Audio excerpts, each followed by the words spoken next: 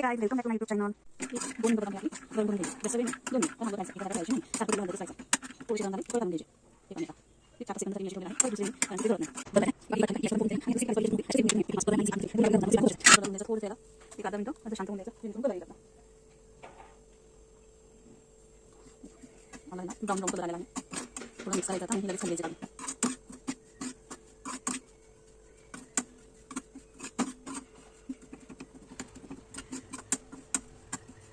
खूप छान कलर आलेला आहे. आता खाली काढून घ्यायचं आहे आपल्याला.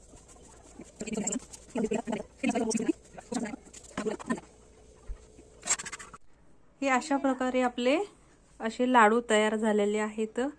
खूप टेस्टी आणि खूप छान लागतात. नक्कीच ट्राय करा आणि कमेंट्स करून सांगा.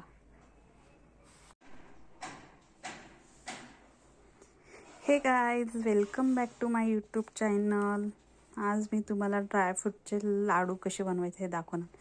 त्यासाठी साहित्य आहे: काजू 1 वाटी, बदाम 1 वाटी, डिंक अर्धी वाटी, खारीक 1 वाटी, खसखस अर्ध्या वाटीपेक्षा कमी, अर्धी वाटी तीळ, थोडीशी इलायची, अर्धा खोबरा आणि 2 वाटी मखानी. ही अशी याची सामग्री आहे. तर आता आपण ही स्टार्ट करूया, पाहूया कशी बनवायची ही. चला तर आपण आता रेसिपीला सुरुवात करूया. त्याच्यासाठी स्टार्टला पहिले गॅस सुरू करायचा. गॅस कमी ठेवायचा. एक पॅन घ्यायचा, तो गरम करण्यासाठी ठेवायचा. त्याच्यानंतर आपण त्यामध्ये थोडंसं तूप ॲड करणार आहेत. तूप हे सगळ्यांनाच आवडतं असं नाही आहे. ज्यांना आवडत नाही तूप त्यांनी तेल ॲड केलं तरी चालतं, पण तेल कमी प्रमाणात ॲड करा, कारण की लाडू जास्त दिवस राहिले तर वास येतो तेलाचा. थोडंसं तेल टाकायचं. पॅनला गोल गोल गोल गोल फिरवून घ्यायचं ते तूप, जेणेकरून पॅन आपला सगळा गरम झालेला तो चांगला हे होऊन जाईल. त्यानंतर आपण त्यामध्ये 1 वाटी, माझं मेजरमेंट हे सगळं ह्या वाटीचंच आहे. हे पहा, बदाम हलकेसे गरम करून घ्यायचे. थोडेसे तुपात त्याला गरम करून घ्यायचं.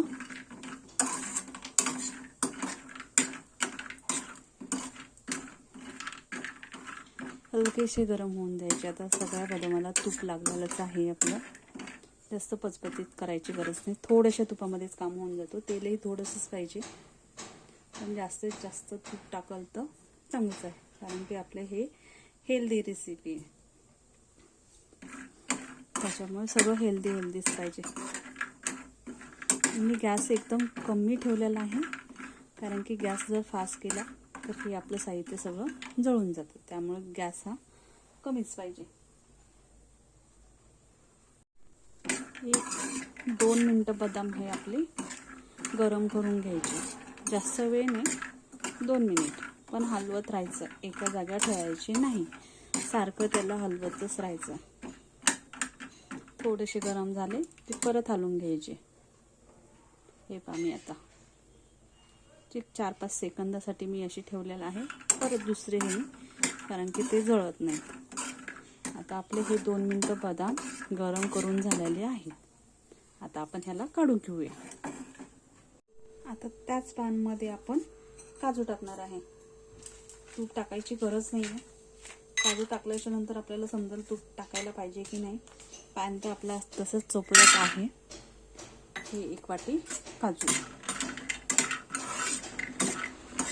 हे पहा, काजू ऑइली दिसतच आहेत, त्याच्यामुळं आपल्याला गरज नाही आहे तूप घालण्याची. मला वाटलं तर मी थोडंसं ह्याच्यात तूप ॲड करणार, शक्यतो तर गरज नाहीच आहे. हे पहा, त्याला थोडंसं तसंच राहून द्यायचं शांत. त्याच्यानंतर हलवायचा. गॅस हा एकदम कमीच असला पाहिजे पूर्ण रेसिपी होईपर्यंत.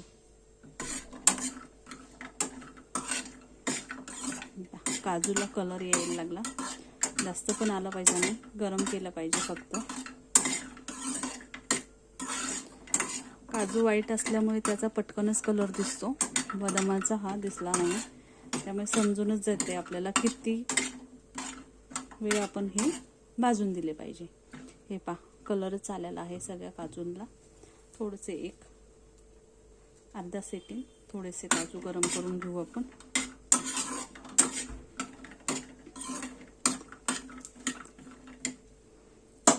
आपले काजू झालेले आहेत. आता आपण ह्याला खाली घेऊया. आता काजू बदामच्या नंतर नंबर आलेला आहे मखाण्याचा. 2 वाट्या मखाने आहेत. 2 वाट्या मखाने टाकलेला आहेत. सगळं 1-1 वाटी आहे, फक्त मखानेच 2 वाट्या आहेत. ह्यांनाही थोडंसं मखाने एकदम असे कडक होईपर्यंत त्याला भाजून घ्यायचं. ते गरम झाले की आपोआपच कडक होतात. त्याला गरम होणंच गरजेचं असतं फक्त.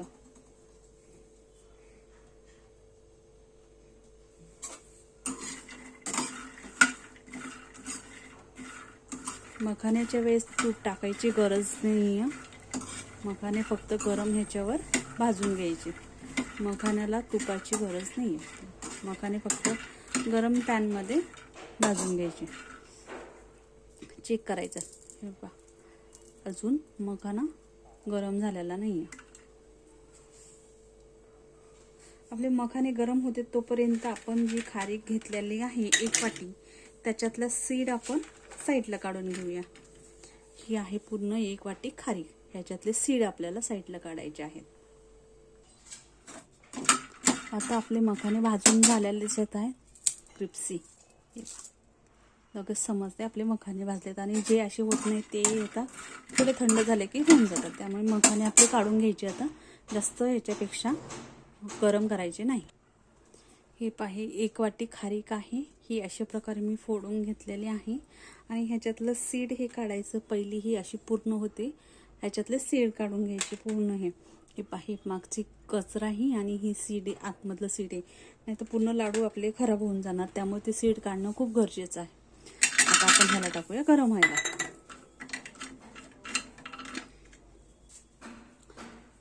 लहान लहान तुकडे केले तर अजूनच चांगलं मिक्सरमध्ये बारीक व्हायला मदत होते. ह्याच्यात आता आपल्याला थोडंसं तूप घालावं लागणार आहे.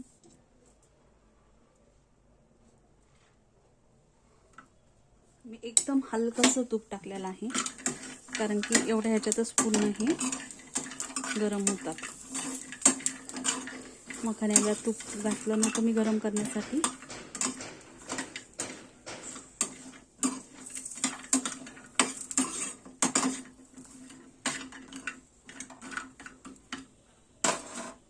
कमी गॅसवर हे सगळं गरम होऊन द्यायचं.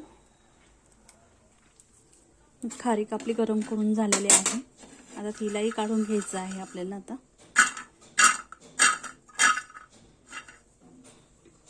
हे पामी खारीकचे हे सीड आणि ही मागचा कचरा काढून घेतलेला होता. ह्याचा प्रॉपर तुम्ही हे काढायचं. हे गेल्याच्या नंतर लाडू आपले ते टेस्टी बिलकुल लागणार नाही, कचकच लागणार, सगळं खराब होणार. त्यामुळे हे काढूनच घ्यायचं आहे. आता मी पॅनमध्ये तूप टाकलेलं आहे. थोडं जास्त तूप टाकलेलं आहे, तुम्ही पाहतच आहात. ते कशासाठी, कारण की आपल्याला डिंक जो आहे आपला तो तळून घ्यायचा आहे. आपल्याला तो भाजून घ्यायचा नाही आहे. आणि गॅस थोडासा फास्ट करायचा आहे, म्हणजे मीडियममध्ये गॅस ठेवायचा आहे आपला डिंक होईपर्यंत. आता आपण ट्राय करूया झालंय का पाहूया.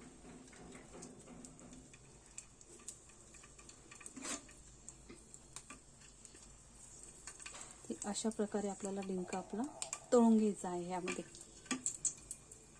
गॅस मी मीडियम केलेला आहे.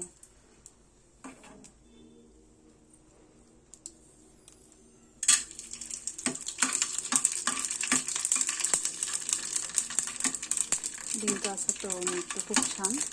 आणि डिंकच्या लाडूत खूप चांगला आहे. ज्यांची कंबर दुखते, पाय वगैरे दुखतात, त्यांच्यासाठी डिंक हा खूप गुणकारी आहे.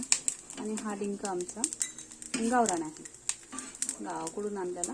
त्यामुळे हा डिंक असा आहे. डिंक जाळायचा नाही आहे. कमी गॅसवर भाजला तरी चालतो.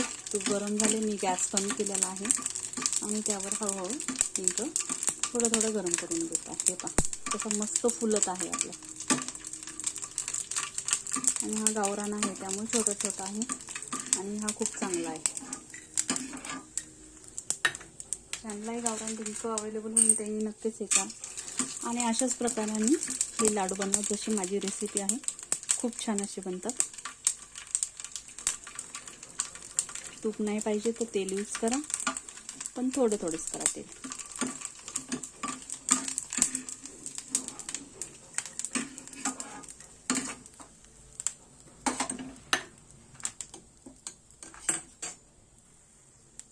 अशा प्रकारे आपला डिंक हा तळून झालेला आहे. 1 वाटी डिंक. खोबरं आहे ना आपलं हे किसून घ्यायचं आहे. हे अशा प्रकारे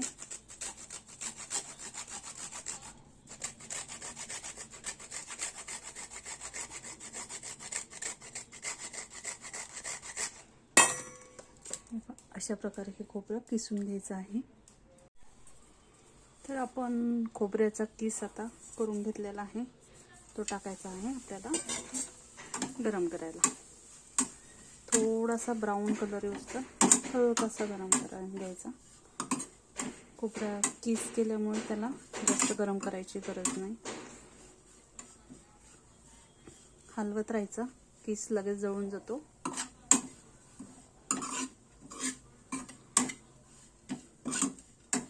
जास्त वेळ लागत नाही, जास्त मेहनत लागत नाही आणि खायला खूप टेस्टी लागतात. उपवासालाही चालतात हे लाडू, पण उपवासासाठी जर लाडू हे बनवायचे असेल तर तीळ, मेथी आणि खसखस ह्यामध्ये ॲड करायची नाही, कारण ते उपवासाला चालत नाही. ज्यांच्याकडे चालत असेल त्यांनी केले तरी काही नाही, प्रॉब्लेम नाही. हलकासा कलर होऊन द्यायचा. थोडंसं याला 1-अर्धा मिनटं असं शांत होऊन द्यायचं, जेणेकरून कलर येईल आपला.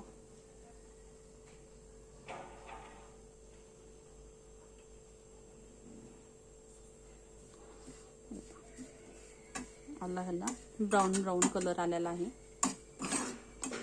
थोडं मिक्स करायचं आता आणि हे लगेच खाली घ्यायचे काढून.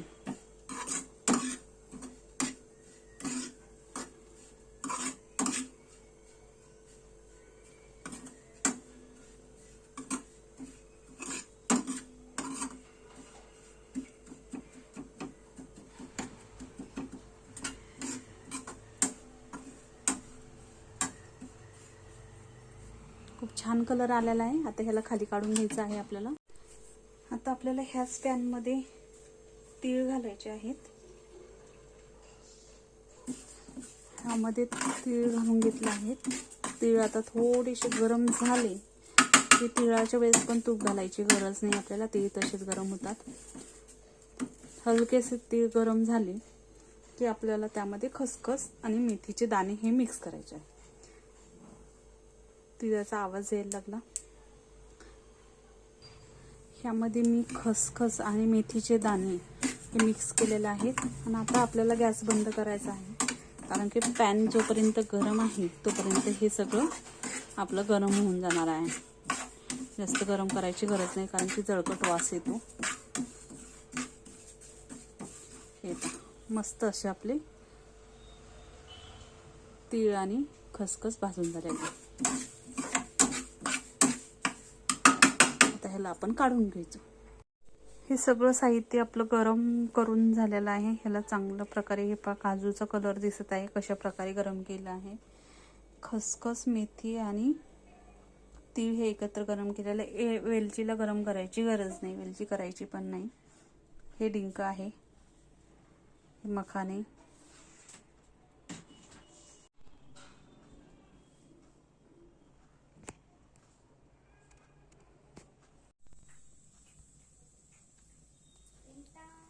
आता पॅन मध्ये आपल्याला थोडंसं तूप घालायचं आहे.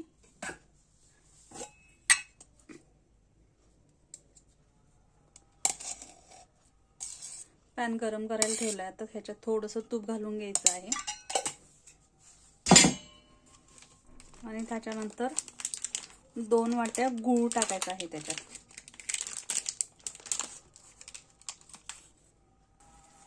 हा 2 वाट्या गूळ टाकायचा आहे तुपात आणि ह्याला चांगलं मिक्स करून घ्यायचं.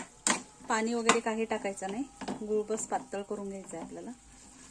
पाण्याची गरज नाही आहे. कमी गॅसवरच करायचं हे सगळं.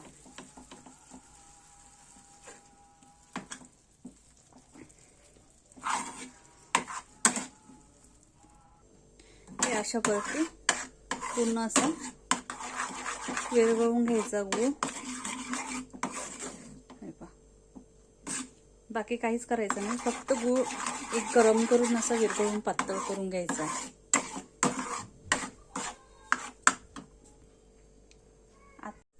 आता मी गॅस बंद केलेला आहे.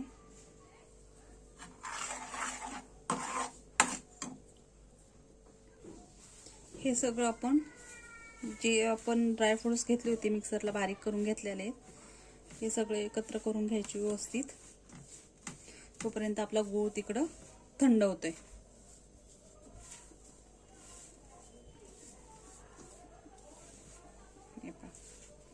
अशा प्रकारे मिक्स करून घ्यायचं आहे सगळं सारण. हे लाडू थंडीत खूप उपयोगी राहतात आणि खूप चांगले असतात. हे आता मी अशा प्रकारे हे सगळं चांगलं व्यवस्थित मिक्स करून घेतलेलं आहे. खूप छान असं झालेलं आहे आपलं. आता ह्यामध्ये गूळ आपल्याला घालून घ्यायचा आहे.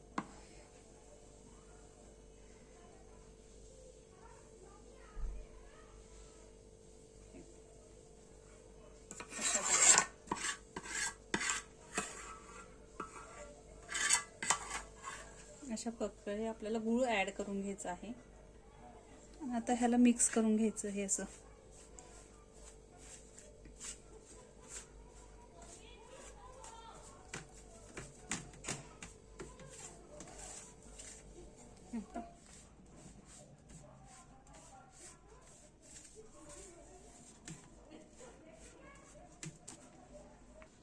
हे अशा प्रकारे हे आपलं सारण तयार झालेलं आहे आणि ह्याची लगेच लाडू तयार करून घ्यायचे हे असे.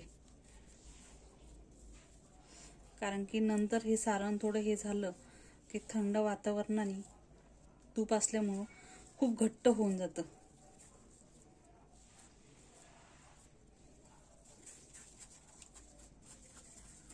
खूप इझी आणि खूप लवकर होते ही रेसिपी. हे पहा, खूप छान असं लाडू तयार झालेला आहे आपला.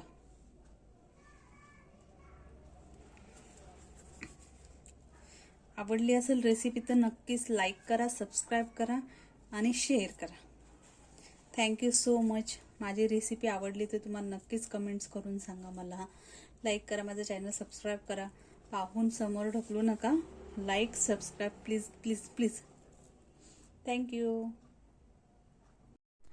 हे अशा प्रकारे आपले असे लाडू तयार झालेले आहेत. खूप टेस्टी आणि खूप छान लागतात. नक्कीच ट्राय करा आणि कमेंट्स करून सांगा.